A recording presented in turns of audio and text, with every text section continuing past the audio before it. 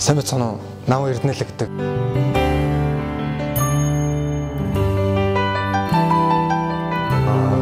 Энэ бэлтгэлийг анх би доор нэг давхарт англи хэлний сургалтанд явж ирсэн. Тэгээд хоёр давхарт 0 ордгосон. Тэгээд тийш явах замдаа энэ бэлтгэлийг хэрэг байдаг юм гэжсэн.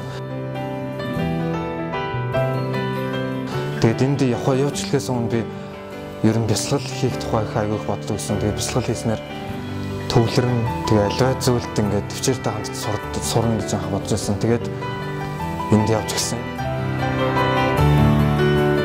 Би яг бүрэн сураг байгаа ч гэсэн энд явж байгаадаа их баяртай байгаа. Тэгээд бэлтгэл хийснээр хүн аливаа зүйлийг сайн тунгааж чаддаг болт юм болоо гэж би бодож байна.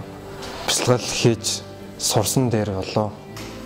Энэ бэлтгэл та нар яваад үзээрэй. Тэгээд нэг удаа суусан ч гэсэн хэд удаа суусан байх нь хамаагүй. Тэгээд яваад үзэхэд өөрсдөд нь сайн өөрчлөлтүүд их мэдэрдэх болно.